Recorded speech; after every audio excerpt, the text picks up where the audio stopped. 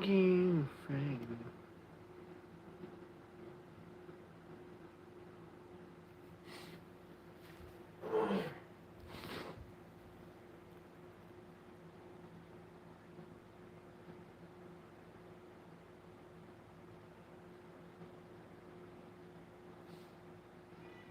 Get out, shut up!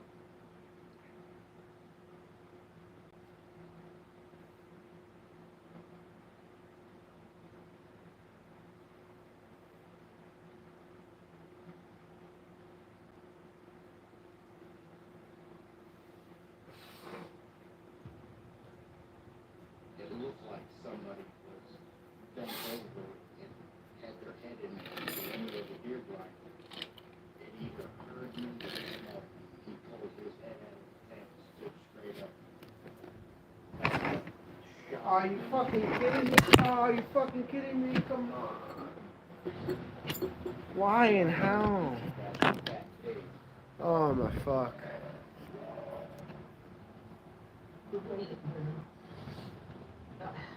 Almost as if it was gliding across the beach. I've never seen anything move like that in my life. Screaming at each other in gibberish. It sounded like a language when they were chuntering away back and forth, back and forth, back and forth. I know what a bear looks like, and there is no way on this planet that what I saw with bears.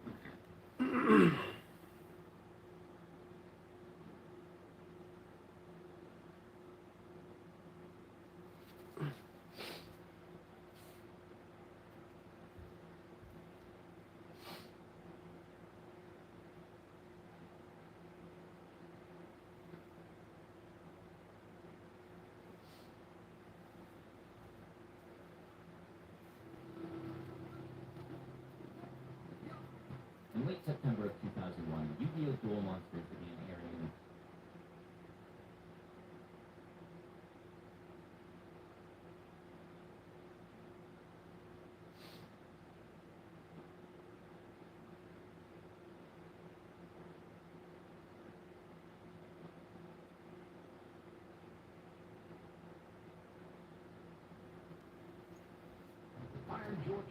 welcome to our Coast to Coast AM YouTube channel. Have fun, tell your friends, and share us with everyone. You can also find us on Facebook, Twitter, Instagram, TikTok, and Coast to Coast AM's mobile app. And always remember to log on to our website at coasttocoastam.com for daily articles, the best paranormal information, and all you need to know about your favorite guests. Now you can listen to our Coast Insider directly to the Coast mobile app. We welcome our international listeners, and you can offer a free 2-week Kilala? trial. So don't delay. Become an insider today. Kilali. Okay, welcome back Penny. to the Colliders with us. We're going to take calls with David next hour, so those will be calling now. Go back a little bit. David, these park rangers, they do say that something strange is happening. What do they tell you? I think that some of the, especially the sheriffs on some of these rural counties, they know something actually is going on and they can't explain it. Some of them are reluctant to talk about it. Others are willing to say, you know, how this kid got this far, we don't know. How he got this high, we don't know. We just had a call from the sheriff on a case where a little boy from their area, nowhere, and for such a person, no. Look at that number. You want to get it out of the little guy there has a hundred maybe someplace to throw your mouth. Your little dinosaur is in trouble.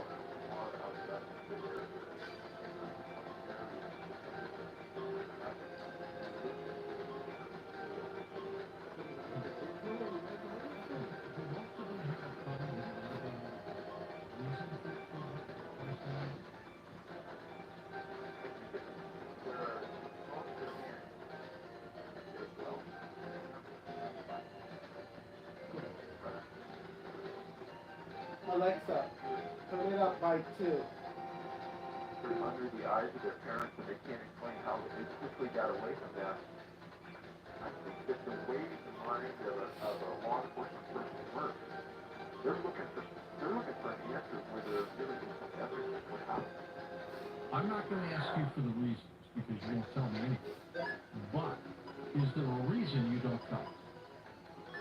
I think first of all, George, you got to remember that if somebody is good at A, doesn't mean they're good at B. I might be good at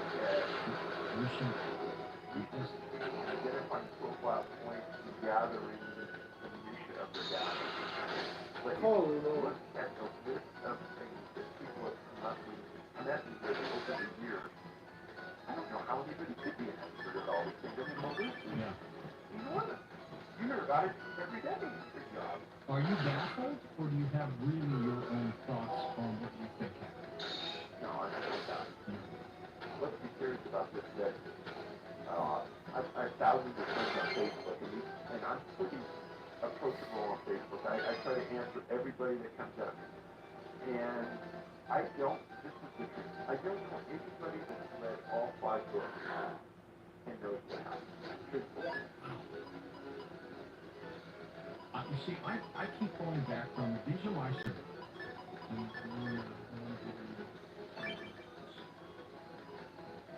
The paranormal always comes, so, UFOs, aliens, taking Bigfoot running around out there, grabbing. There's a serial killer out there, all over the place, doing this to the hospital. There's that portal we talked about, where they stumble into.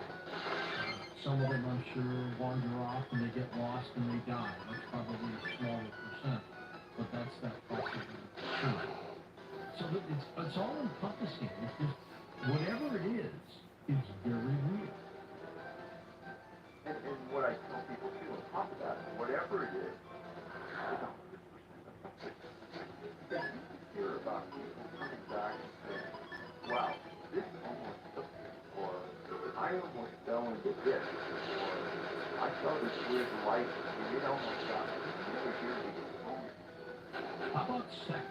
Male, female? Who gets taken the most? So in the water-related student age death, it's 99.9% male. In the rural disappearances, probably 65, 70% male. Is that unusual? Oh. In a planet that's about 50-50, maybe more skewing toward women.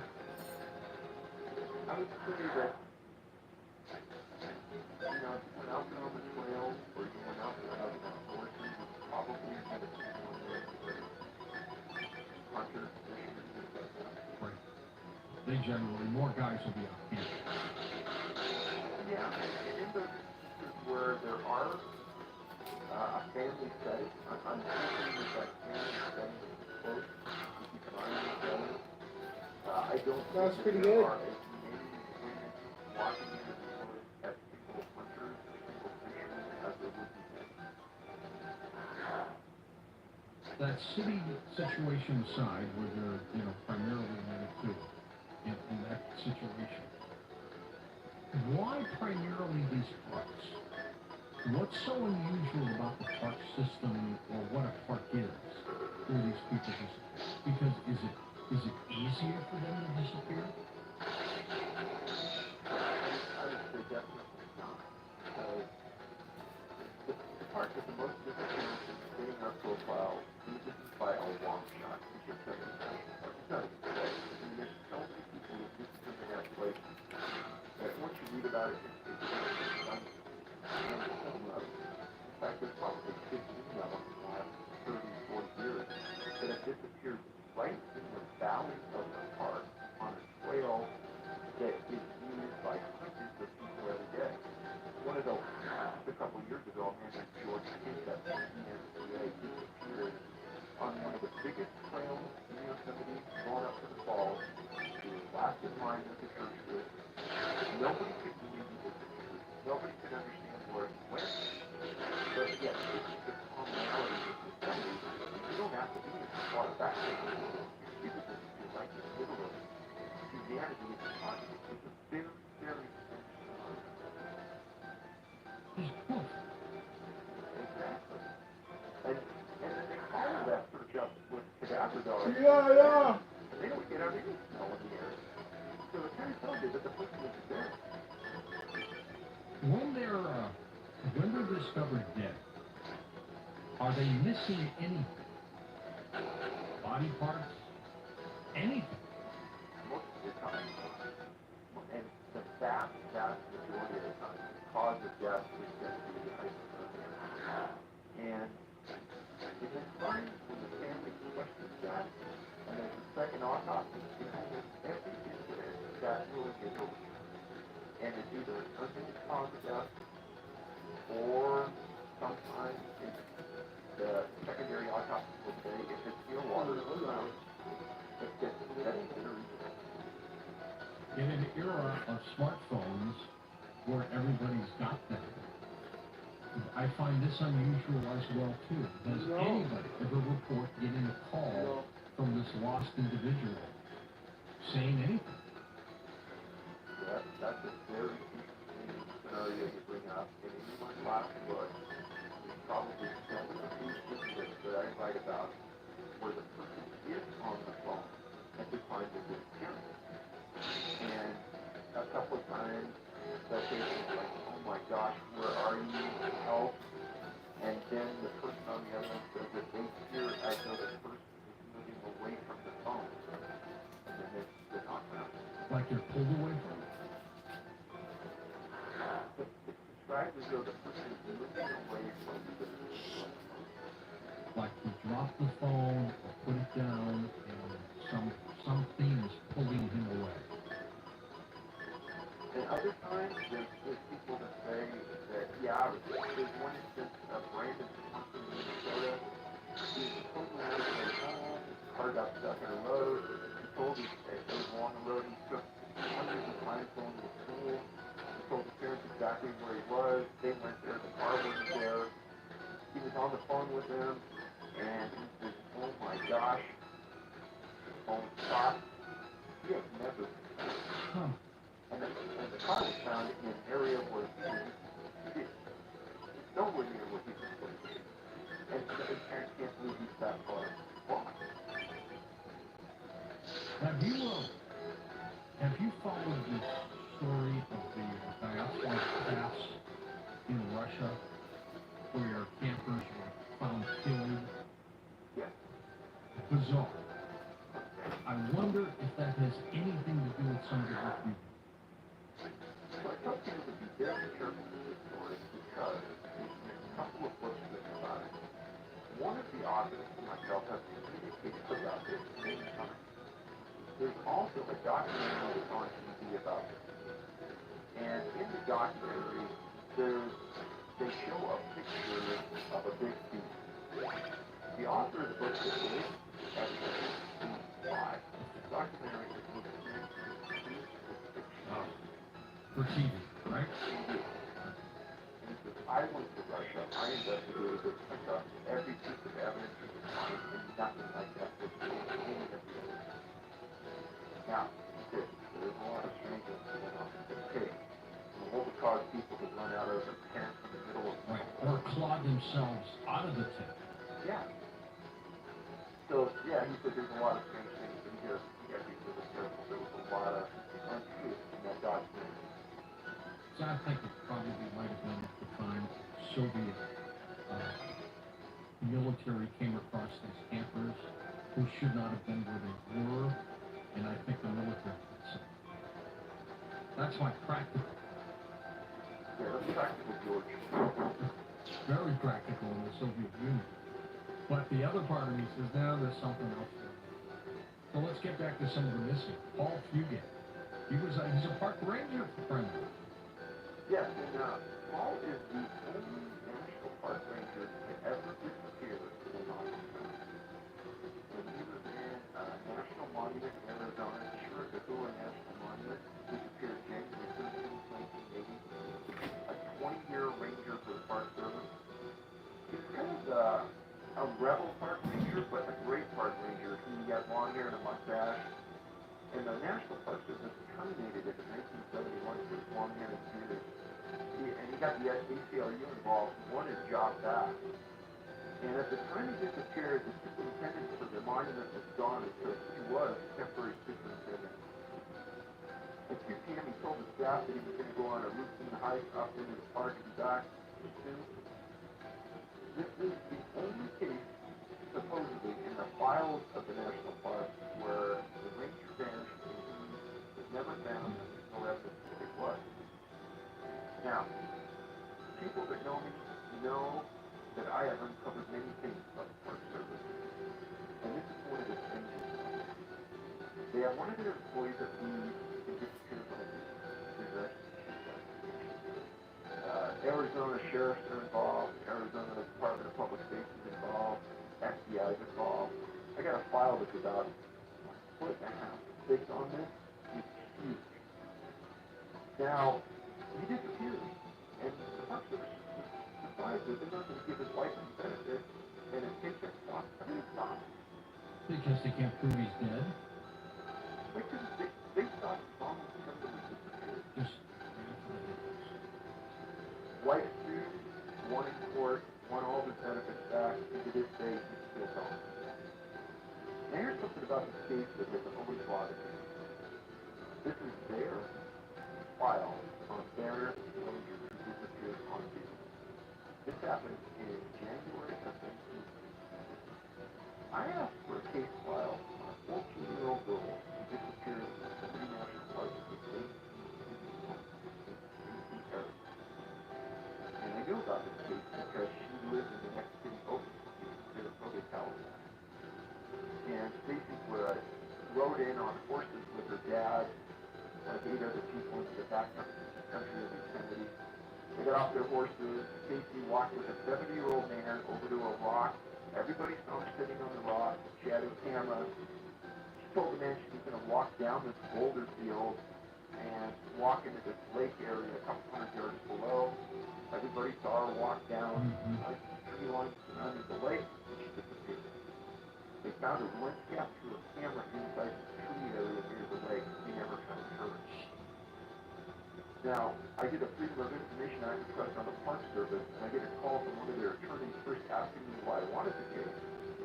Then a couple weeks later, I get a call from a special investigator assigned to the Park Service asking me why I wanted the case.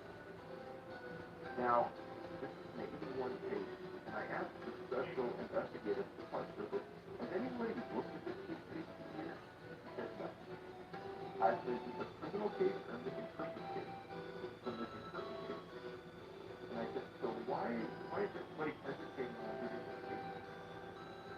never get this kid. What? You'll never get this kid. What? Because I'm not going to say that you'll never see it. I said, but I have dozens of other cases that I specifically asked the parts of this one that I have. He said, you're lying. I said, why would I lie? I'm telling you the truth. He said, nope, you never see this, and you're not going to get any more information out of me. I'm a special agent from the Park Service and last name is why you assigned this. Now, why, George, would they give me a foot and a half big file on their own ranger who disappeared a year earlier and never, ever give me anything about the case involving Stacey Harris? It makes no sense. It makes no sense for them hiding it. No, it's bothered me for a long time, and I don't see. In fact, I appealed it to a congressman, and I lost at that level too, because what they're claiming is it's an open case. And I said, well, Ranger's an open case. Do the witnesses, those that are out there, report seeing one of the following? Craft or lights? Did they see that, David? I have never, ever seen that in any case. Strange creatures like Bigfoot. Never seen that.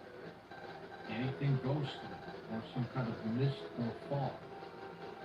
No, in fact, George, you said all of the cases that were in our file, California, there's nothing. Nothing unusual.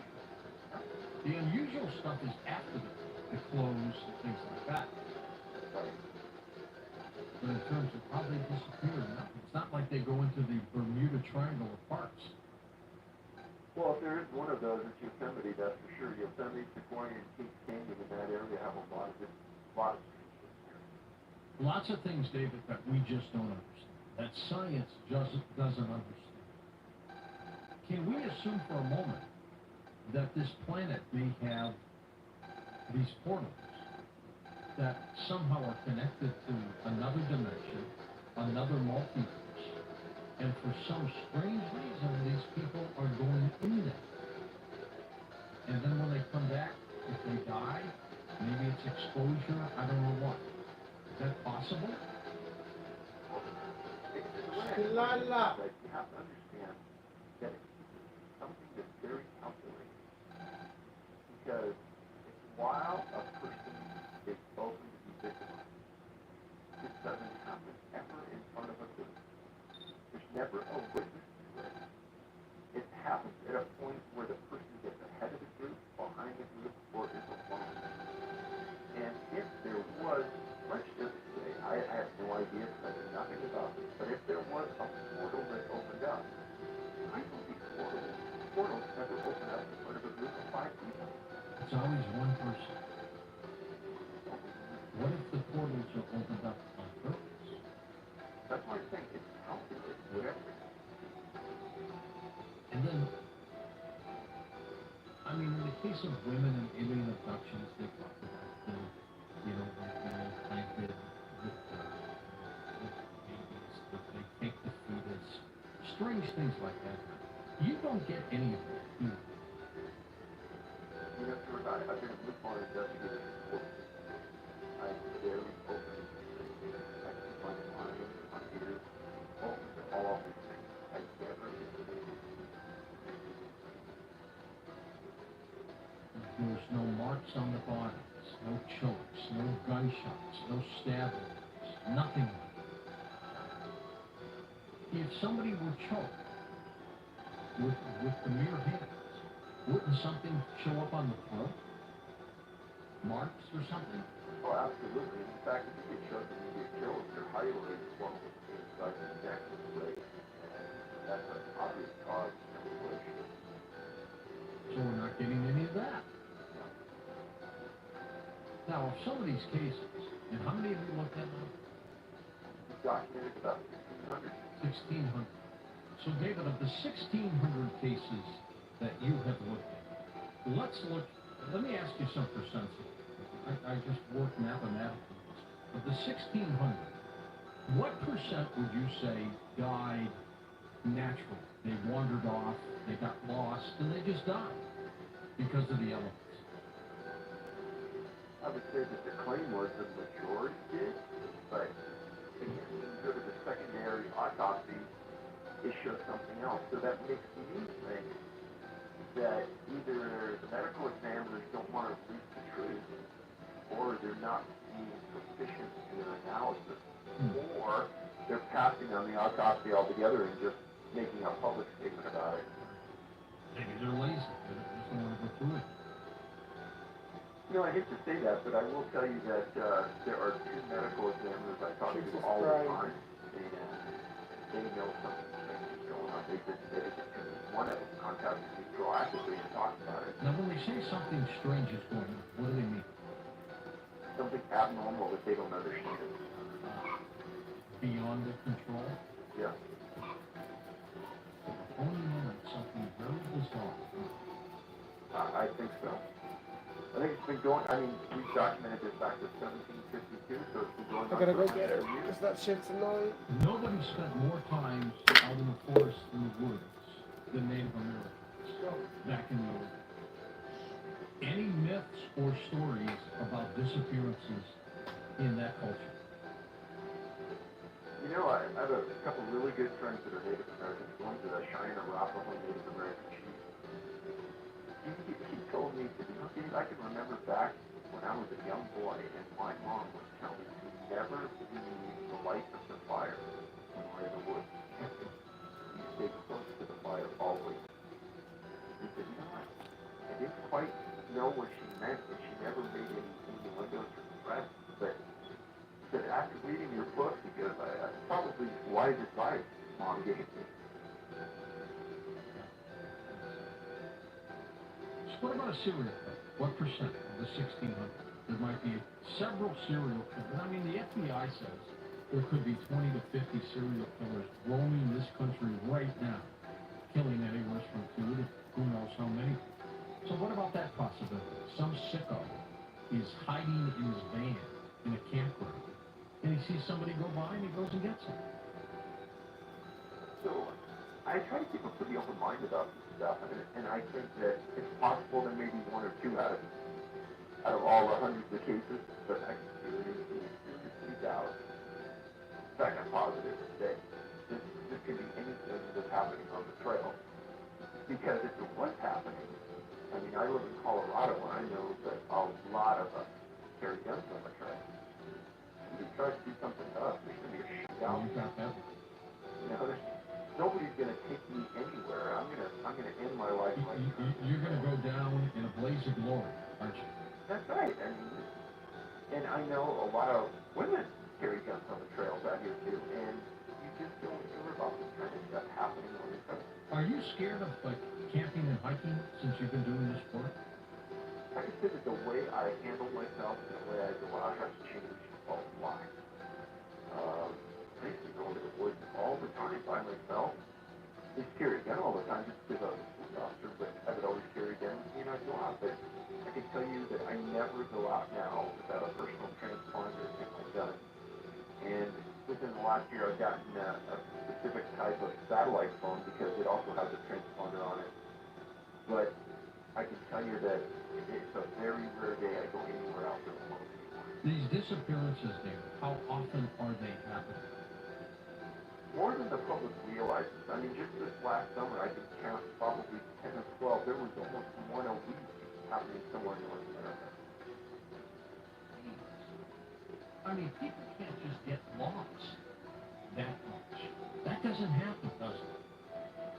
Wandering off. You know what I tell people is that when I'm alone, I think I'm twice as safe as when I'm with somebody else. I don't go near cliffs. I know the exact route I'm going. I don't take any chances. Right. And I don't think I'm unique that way. I think most people are that way. I mean, accidents happen. The girl a few weeks ago taking photographs of people. She's backing up. She goes over the cliff. I mean, that happens. That's a horrible accident, but it's not a disappearance because everybody knows what happened. They saw that. And, you know, it's not that she fell off the cliff and nobody was around, or God, who knows where she is. These are bizarre cases. These are people who simply vanish in thin air. You know, let me just retract this just for a second, but there was a piece I wrote about in 2013, I think that hits what you're going at right on the head. And there was a retired nurse named Geraldine Largay,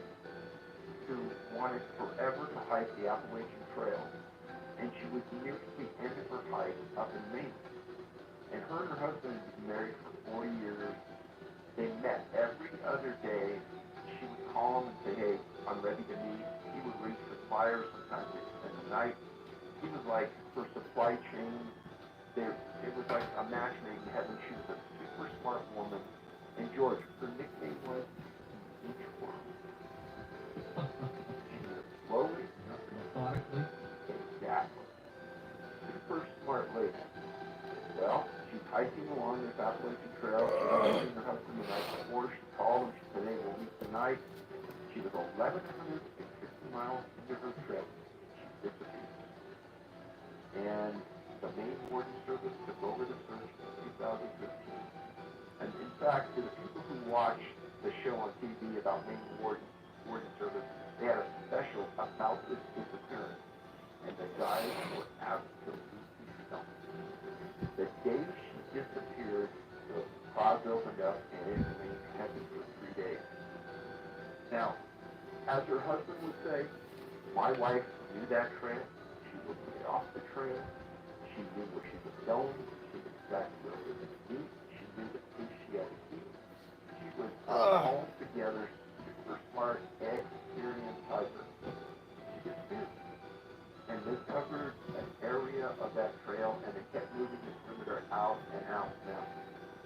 Now, they covered a 4.2 square mile area near Lone Mountain and Mount Abram, and they called it, they thought they covered it completely. The head of the Warden Service called her disappearance mystifying. Now, her body Welcome to was the found stream. almost 2 years later, October 14th of this year, outside of an area of Reddington Township, 28 miles from the primary search zone that they had. But they said that they had covered this area too, as well. Now, her body was found by a contractor doing survey work. This is the part, George, you're not going to believe. Doing survey work on property owned by the U.S. Navy. Now, why would the Navy own property in the middle of Maine wilderness? It was a survival, evasion, resistance, and escape tool. There were huge signs around the property saying stay out, and the majority of the property was fenced, and it was heavily guarded. When her body was found by a surveyor, he said he couldn't believe what he found, and he called NCIS, and they responded. Then they called the Warden Service because they thought it was some kind of criminal element or possibly somebody else missing. She was found on prohibited land.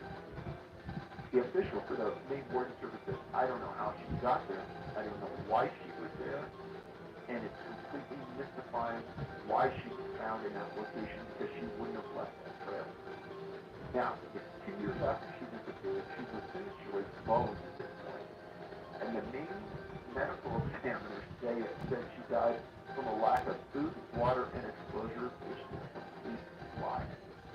She had a backpack, she had food, she had supplies. How are you going to tell if somebody died from lack of food and water when they're all gone? Well, and she ended up 20 plus miles away from where she disappeared, Yes. which is bizarre. Does anybody ever report that these individuals, that they hear them screaming or yelling or help me or anything like that? So there were people that they surmised were within 2 miles or less of Geraldine when she disappeared. And they interviewed everybody. And they went into the trail logs. And I can tell you the Warden Service did a good job on this, trying to track them down. Nothing. Now she was found 2 miles off the trail into the middle of the woods on this Navy property. Explain if she had a cell phone, she had clothing, she had a sleeping bag, coat, and food. How did this woman end up in that location? 20 plus miles away. Makes no sense. What about the case of Janet Casterton? So, going back to Arizona now, on that case, in the same national monument where Paul Reed disappeared, Janet Casterton this year in June was with her parents. She was 44 years old. She had a mental disability. She was in an accident when she was 18 years old, had a traumatic brain injury. She was partially blind and disabled. She went with her mom to leave a letter off at the campground pay station. The family was in a motorhome. And after her and her mom went to the pay station, they stopped at the restroom, and Janet waited outside for her mom. Janet wasn't a small person. She was 5'3", 250 pounds. Her mom came out within minutes. Janet wasn't there. Gone. Gone, completely gone. Her mom didn't hear anything, didn't hear anything. Not a scuffle, you hear something. Body being dragged away, anything. Hear them. Nothing. They brought in T9 and the sheriff's office to that area and said there is nothing they can guarantee she's not there. And that was in June of this year. She hasn't been found. That was in an area called Rustler Park in the Chiricahua Mountains, within miles of the monument where the case is. Now, you go fast forward 3 months to September 13th of this year, towards the same area in the same park. Lawrence Cosby, 69 years old, came into the park on the 13th, bought a 2-day permit, had a cat with him. People said they saw him on the trail with the cat, just walking along, having fun. He told friends he was going to be back in Tucson on the 17th. The car was found on the 15th with an expired permit. They started to search. Bad weather moved in. They searched for a couple days. They found nothing. He was never found. They found no evidence of where he should be. That's 2 people missing in the same park in 3 months. Neither were ever found. I'm beginning to think, Dave, that there's something very, there's something like almost demonic. I don't know why I feel that. It's just, there's something that I just can't put together. Well, I want you to put it together and tell us. I mean, is that possible? I mean, could there be a force out there that is so evil that it thrives on killing? And I don't mean a human, something supernatural. You know, you and I kind of move in the same circles and know a lot of the same people. And every once in a while, when we're at an event, somebody will come up and talk to me, and they'll say something. And I heard something the other day, someone I won't name, but it's something strange. And they said, you know, Dave, I heard this once, and you know, maybe it's something so strange that we can't even grasp what it might be. But it's obviously got an intellect that we don't understand. It's got to open mind up because the conventional ways we think unsuccessful.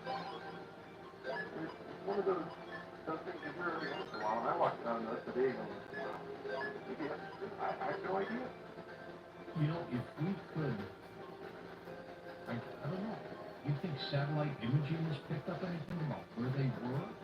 If we had, like the girl who was outside of the restaurant waiting for her mother, if she had a pinpointed time, I wonder if they could go to the satellites and see what.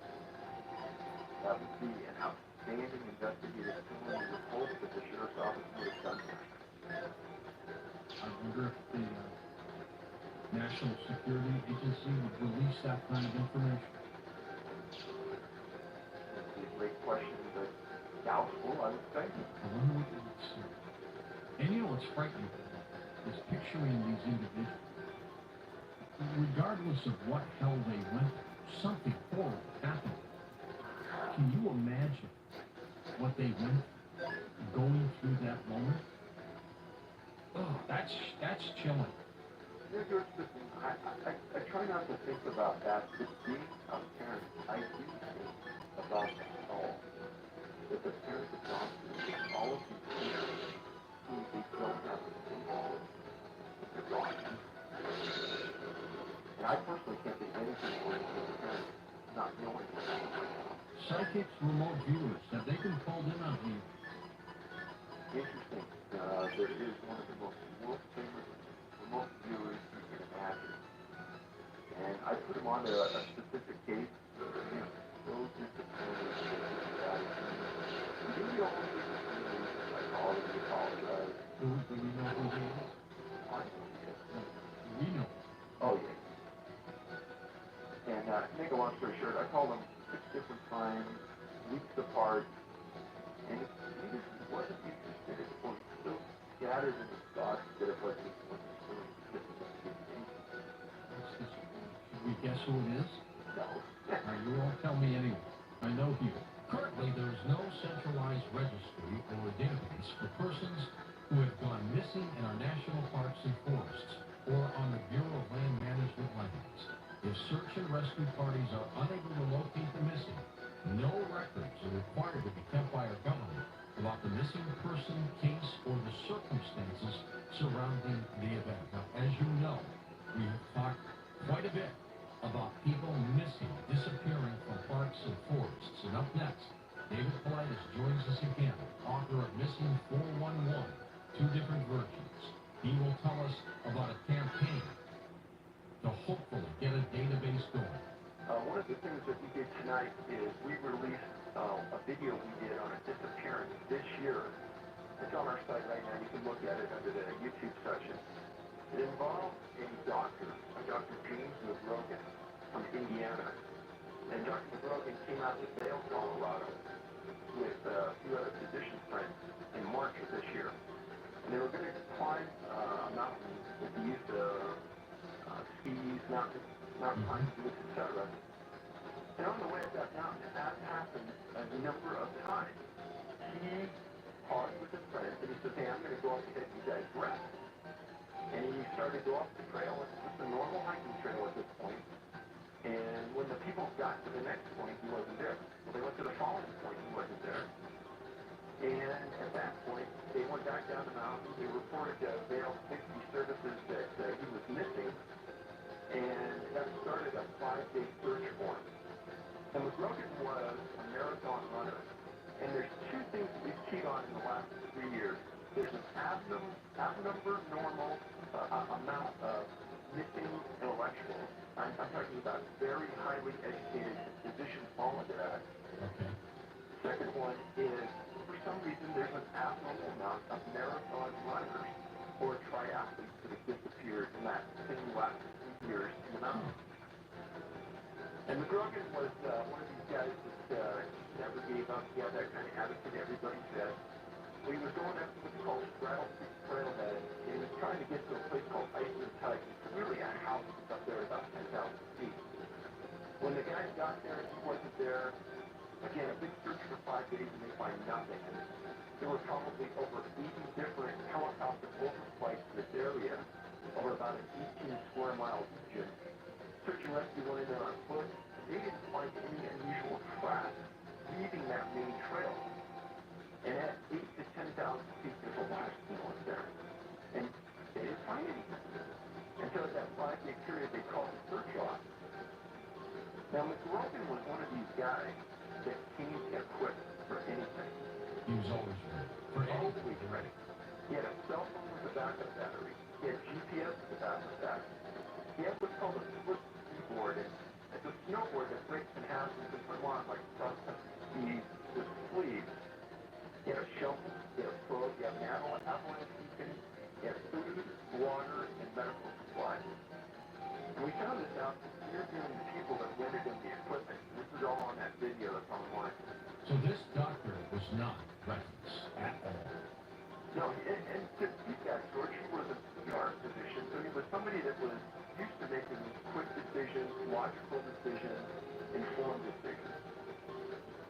So the reason they called you the search at that 6 day, by the way, was a heavy storm moved in. That's something that's current with what we say. The following 20 days, nothing's found. They continue some overflights, they do some other things, but they find nothing. Now, the third valley, as you go east from where he disappeared, 4.5 air miles away, there's an area where people were going up the valley, still heavy snow. It's called Deep Creek Falls. It's about 1.6 to 1.8 miles from a major highway, Highway 70. And then they found his body in an ice chute in the creek. Now, you said something really important here. And you said, well, sometimes bodies are found. And I said, well, when the bodies are found, if you dig real hard, in a lot of these cases, you're going to find something unusual. And it's not going to be publicly given right away by the coroner or the sheriff. But they know. They know something. And in Colorado, we have a mandatory disclosure law about all governmental reports. Well, when they found Dr. McGroven's body, he was wearing a helmet, he was wearing black leggings, black socks, a dark blue shirt. What he wasn't wearing was gloves, no coat, and no boots. Very, very unusual. He had a GPS in his backpack, and it was a GPS watch. If he was missing, why wouldn't he have had that wristwatch on? That's right. The coroner's report, he got it, and said that he had an injury to the left side of his chest, he had a head injury, and he had a broken femur. All that would have been fairly consistent with a big fall. The problem is that if Wayne McGroven would have had to have gotten from A to B, would have been a trip of 12 to 16 miles, up and down several mountains and through valleys. And when we talk to the people that rented this stuff, they're experts, and they said, Dave, nobody makes that trip. It's an insanely difficult. Well, and he wouldn't have left his group that far, would he? You're right, George. And the thing that becomes very paramount in the very beginning when you go up there and you look at the video is that in many of these high places, you can see the city of Vail down the valley. And everybody knows safety is down. It's not up, and it's not someone else. And the other interesting point is that the coroner stated in his report that Dr. McGroven's cell phone worked. And when we were filming where his body was found, our cell phone was working. Yet his cell phone was found turned off in his backpack. So why would the GPS be in the backpack? Why would his keys be tied to his backpack? And why wouldn't he have been wearing them? It doesn't make any sense. And were the boots found by the body, or did they ever find them at all? They were never found. That's right. Now, that's just one case where at the onset, and when you read public reports about this, it's strange at all. No one says anything about it. When we talked to the ski shop that rented them, they go, "Oh, told us that." And they kind of challenged us until I showed them the coroner's report, and they said, "Oh, that is really weird." Look, I mean, that's the strangest part of the entire story. Besides the fact that he was so far away from his group, which he probably would never do, it just seems like he kept going